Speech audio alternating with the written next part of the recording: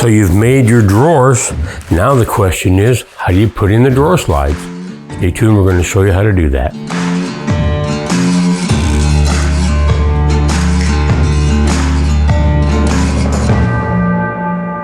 So this is our drawer. If you're wondering how that was made, check out the linked video that we've got down below showing how to make dovetail drawers. Now I'm going to get to how we're going to mount this into our drawer slides and put it on the bottom of our table. So let's go over here to the table itself. And these are side mounted, soft close drawer slides. And real simple, what I did is I just took a 3/4 inch piece of plywood here as my spacer, because I want all my drawers obviously and the slides to be consistent with how they're mounted. So I set that down as my spacer, and then I took my drawer slide here, set it on that spacer, and I've got the end of it here coming right up to the inside of the face of the apron here, because the way we did the drawers is this missing section here is actually the drawer front. So it's all one continuous piece. The grain pattern is going to be revealed through the whole thing. It'll be consistent. So what I did is I set this end, because this is basically going to be the backstrap to the drawer face, so it'll keep it from going in any further. But we set it on our spacer block here. We pre-drilled a couple of holes and slid it right in there, so they're going to be consistent throughout each one of our drawers. Easiest way to put those on there. Then we've got to get the side that is the component that goes onto the drawer itself figured out. So what I did is I set my drawer in here, and knowing that I wanted it to be up off of the bottom of our table by about 1/8 of an inch, what I did is I figured out how far from that this edge of our drawer side needed to be off of the top of our drawer. That gave me my spacing for where this needs to go on the side of our drawer right over here.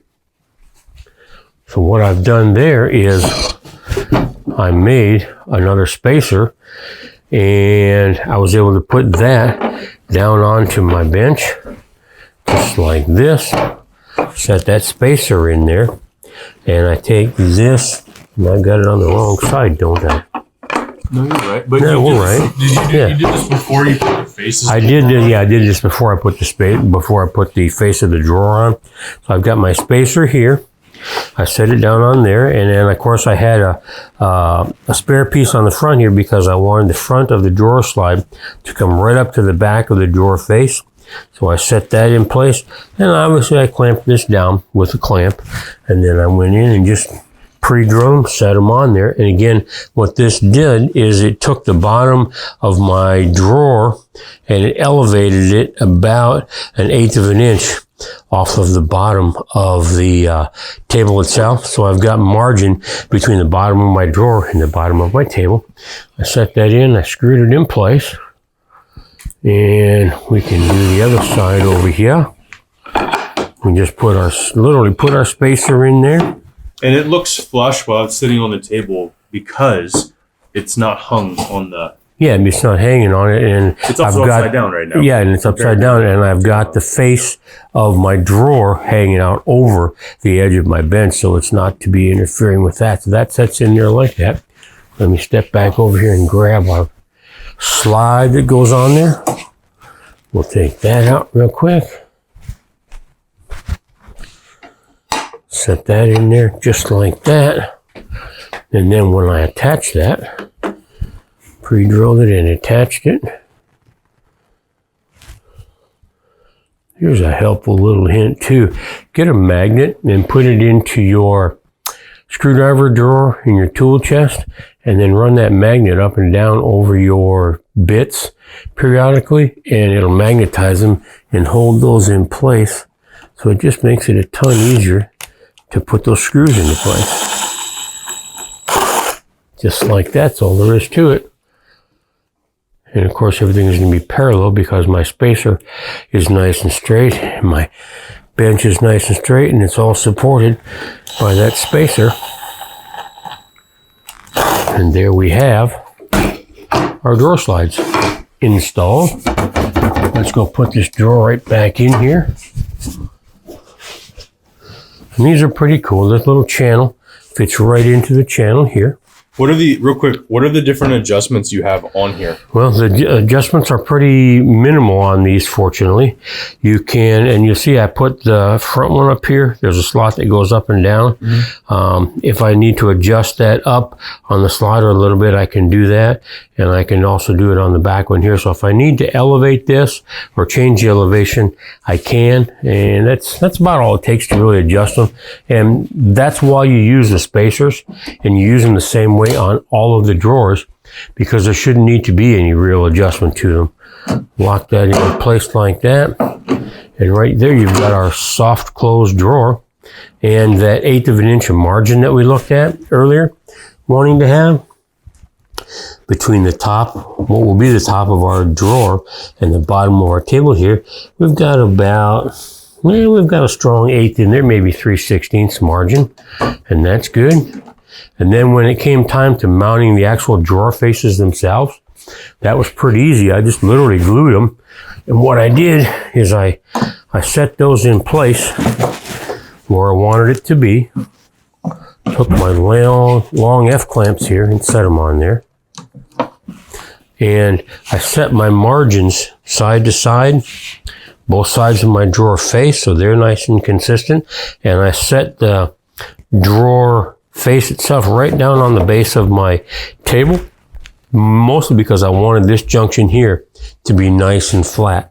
And then I simply put the glue into place, locked them down, let it sit there. Now when I get this all out of there and done, and you can see they're all glued up, ready to go. What I'm going to do is I'm going to take this drawer out. I'm going to take my hand plane and I'm just going to clean this face off here a little bit, just to give us a touch of margin between the drawer face and the bottom of my table, so I won't get any friction anywhere in there at all. So I'm literally going to just hand plane off a couple thousandths of an inch there, because the rest of these aprons are all tied down nice and tight to the bottom of our table. So it's going to look real nice. Once I get it in there, obviously we'll get the finish on these. And this was one piece of wood to start out with. So I've attached all of the aprons where they need to be attached. And this is obviously removable because of the door. But the thing that's cool is that grain pattern runs through the whole thing. That's awesome. So it'll look like it's the way to do it. It's just the way to do it right. So Tim, I have a question for you. I know you're not done finishing this table, but for our viewers with this walnut, what is done here versus here? This has got our finish on it, which was a sprayed on catalyzed lacquer. It's got 4 or 5 coats on there, sanded between them. And this is just raw walnut. Sanding between coats? Yeah, sanding between coats with a 400 grit lubricated sandpaper, sometimes called stearated. So left versus right. Right is what the finished product's going to look like. This one is raw yet. So what I'll do is I'll take this and I'll sand this one last time just to get rid of all the marks from touching it and working on it and all that. And then we'll get a finish put onto that and put it back together. And literally this table with its 4 cool drawers and removable legs is going to be just about done. When this project started, was there supposed to be drawers, or is that a later addition? Yeah, that was kind of a later addition. It wasn't part of the first conversation, but it came up into the mix. And ultimately, where this is going, they have a small kitchen environment, so they needed as much storage as they could get. So silverware will go in here, placemats will go in here, napkins, things like that will go into these drawers. So it's really a good use of space. So we made the apron a little wider than I typically would. I believe this one is 4 inches wide. I would normally have made that 3, maybe 3.5. So utilizing that space was a good thing. And the next cool thing about it is the legs are detachable.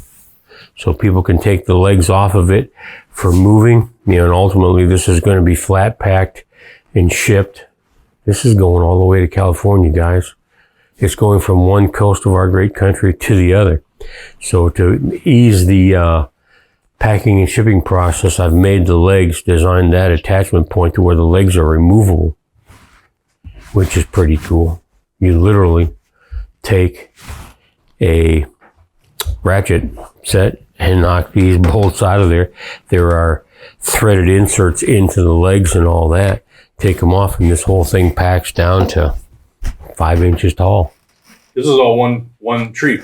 This is all out of one tree. The only thing that's not out of that same tree was the plywood that we used for the bottom of the drawers. Other than that, every bit of this came out of one single tree.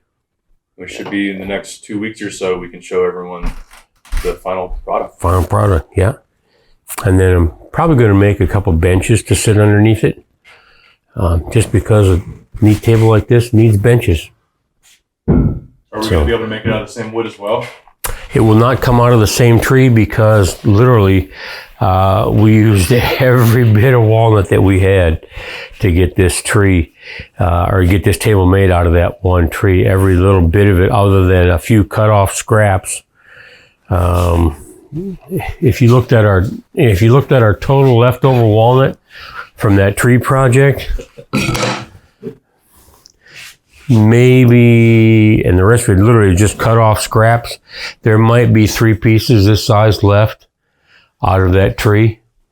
Again, this all came out of a barn that had been sitting in the top of a horse barn for 30 years since it came off of the property that it grew on, and that's all there is left of it. Great project, but that's how our drawer slides work, and they will be nice and smooth and will last a lifetime. Beautiful stuff. Next time back, we will show you the finished product. Have it all ready to go. Very cool. Questions, comments, leave them down below. As always, thanks for stopping by.